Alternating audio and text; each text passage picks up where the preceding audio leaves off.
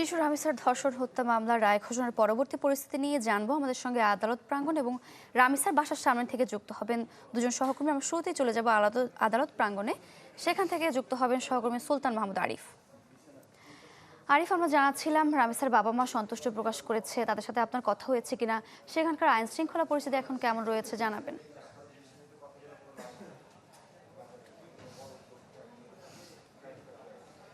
রামিসার বাবার সাথে আমরা কথা বলেছি। আমরা তাকে আসলে জিজ্ঞেস করেছিলাম যে তিনি তার আজকে যে রায়েরটি ঘোষণা করা হলো এর প্রতি তিনি সন্তুষ্ট কিনা। তিনি আলহামদুলিল্লাহ বলেছেন এবং তিনি বলেছেন যে তিনি শতভাগ এই রায়ের প্রতি সন্তুষ্ট এবং তিনি এমনটি তিনি বলেছেন। এবং পাশাপাশি তবে তিনি আশা প্রকাশ করেছেন যে রায়টি আজকে ঘোষণা করা হলো এটি যেন খুব দ্রুততার সাথে বাস্তবায়ন করা হয়, অর্থাৎ দ্রুততার সাথে সেটি কার্যকর করা হয়, তাহলে তিনি আরও সন্তুষ্ট হবেন এবং আরও সন্তুষ্ট প্রকাশ করবেন এবং তিনি রাষ্ট্রের প্রতি খুবই সন্তুষ্ট এটি তিনি প্রকাশ করেছেন। এবং পাশাপাশি রাষ্ট্রপক্ষের আইনজীবী একটি অবজারভেশন দিয়েছেন। তিনি বলেছেন যে আজকে যে রায়টি ঘোষণা করা হলো এর মধ্য দিয়ে শিশুদের সাথে এ ধরনের অপরাধে যারা জড়িত হবে তাদের প্রতি যে কোনো দয়া দেখানো যাবে না সেই নজির স্থাপন করা হলো। এবং পাশাপাশি কোনো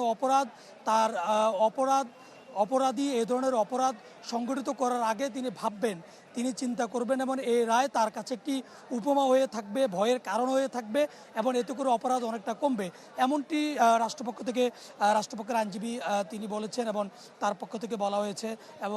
এবং এর বাইরে আমরা এখানকার যারা রয়েছেন, অর্থাৎ আত্মীয় স্বজন থেকে শুরু করে এখানে যে অন্যান্য নারী কর্মী যারা এখানে উপস্থিত রয়েছেন তাদের পক্ষ থেকেও এমনটি বলা হয়েছে। তারাও বলছেন যে এটি এখন আসলে দ্রুত কার্যকরের দাবি এবং এটি যেন অতি দ্রুত বাস্তবায়ন করা হয় সেই দাবি কিন্তু তাদের পক্ষ থেকে তোলা হয়েছে।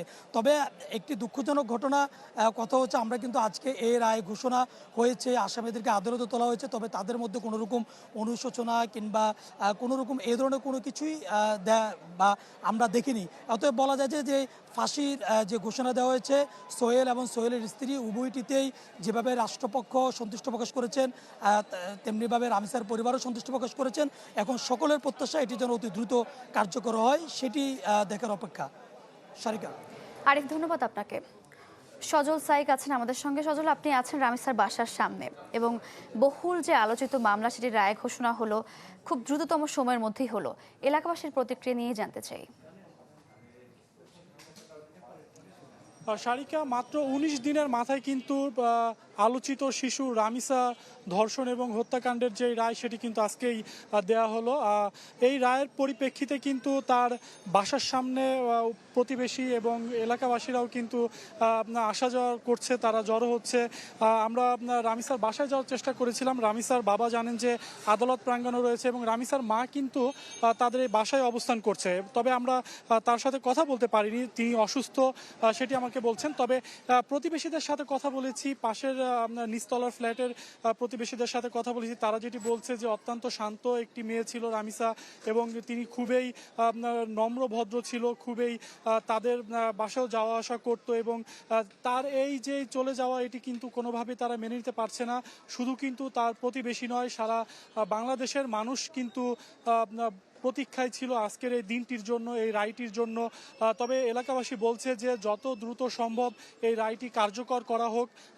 বিগত সময়ে কিন্তু অনেক মামলার রায় হয়েছে কিন্তু সেটি কিন্তু উচ্চ আদালতে ঝুলে থাকতে দেখেছেন এবং আমরাও যেটি দেখেছি। তবে সেইটি যাতে আর না হয়, এই রায় দ্রুত কার্যকর করে একটি নজির স্থাপন করা যেতে পারে, যাতে করে আর যাতে কেউ কোনো শিশুর সাথে এমন আচরণ না করতে পারে, সেটি এলাকাবাসীর প্রত্যাশা। এবং এলাকাবাসী আরও যেটি বলছে, শুধু রামিসা নয়, রামিসার মতো আরও যারা এই ধরনের নির্মমতার শিকার হয়েছেন তাদেরও কিন্তু শাস্তি তারা নিশ্চিত করছেন। এই মুহূর্তে কিন্তু আমরা দেখতে পাচ্ছি যে রামিসার বাবা কিন্তু আদালত প্রাঙ্গণ থেকে তিনি এই মুহূর্তে এসে পৌঁছেছেন। আমরা যদি আমাদের ক্যামেরা একটু দেখাতে চাই যে তিনি যদিও তার প্রতিক্রিয়া দিয়েছেন আদালত প্রাঙ্গণে, তিনি আলহামদুলিল্লাহ বলেছেন, এই রায়ে সন্তুষ্ট। আমরা দেখতে পাচ্ছি যে তিনিও কিন্তু এসেছেন। এই যে জানেন যে রামিসার হত্যাকাণ্ডের পরবর্তীতে কিন্তু তিনি যেটি বলেছিলেন যে বিচার ব্যবস্থা নিয়ে একটি আক্ষেপ প্রকাশ করেছিলেন, সেই আক্ষেপ থেকে কিন্তু আজকে রায় হলো। আজকে রায় হলো, আপনার প্রতিক্রিয়া আমরা পেয়েছি। আপনি বলেছিলেন যে বিচার ব্যবস্থা নিয়ে একটি আক্ষেপ রয়েছে, তার পরবর্তীতে কিন্তু প্রধানমন্ত্রী এসেছিল, আশ্বস্ত করেছিল, তার পরিপ্রেক্ষিতে কিন্তু দেশ জুড়ে একটি আলোড়ন সৃষ্টি হয়েছিল এই হত্যাকাণ্ড নিয়ে। আপনার প্রতিক্রিয়াটি বলবেন আবার। আলহামদুলিল্লাহ, মহান রাব্বুল আলামিনের কাছে লাখো কোটি গুণ শুকরিয়া এবং বাংলাদেশের মাননীয় প্রধানমন্ত্রী, মাননীয় ক্রীড়া প্রতিমন্ত্রী, আইনমন্ত্রী, স্বরাষ্ট্রমন্ত্রী, বিশেষ করে আবারও বলবো মাননীয় ক্রীড়ামন্ত্রী, উনি এই সুষ্ঠু বিচার পাওয়ার যতগুলা সহযোগিতা আমাকে প্রয়োজন উনি আইনগতভাবে সহযোগিতা করেছেন। তারপরে ধন্যবাদ জানাবো মাননীয় বিচারপতি, ধন্যবাদ জানাবো স্বরাষ্ট্র মন্ত্রণালয়, পুলিশ প্রশাসন, পিবিআই, সিআইডি এবং অন্যান্য ডিবি, সাংবাদিক মিডিয়া এবং বাংলাদেশের জনগণ, যারা সাধারণ জনগণ আমার পাশে, আমার সাথে থেকে আমাকে সাহস এবং মনোবল জুগিয়েছেন, তাদের প্রত্যেকের কাছে আমি কৃতজ্ঞতা প্রকাশ করছি। বাবা হিসেবে আপনি যে আজকে 19 দিন পর রায় পেলেন, আজকে আপনার যদিও আনন্দের, তবে আমরা এটা আনন্দ হিসেবে দেখছি না, একটি স্বস্তি রায়। আসলে আপনি আজকে রামিসাকে মনে পড়ছে কিনা সেটা আমাদের একটু বলুন। আমি বাবা, আমার মৃত্যুর শেষ নিঃশ্বাস পর্যন্ত আমার সন্তান আমার মনে থাকবে।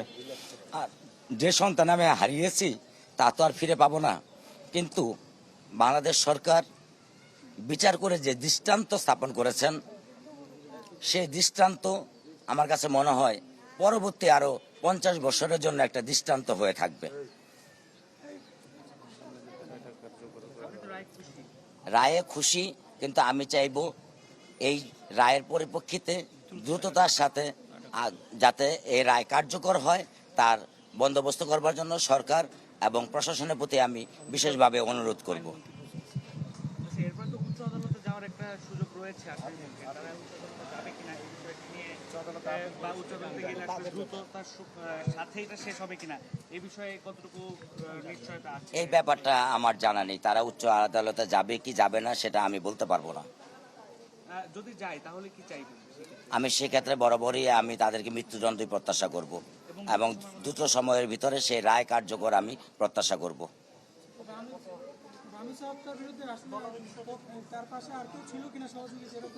না, ওখানে কোনো সহযোগী ছিল না।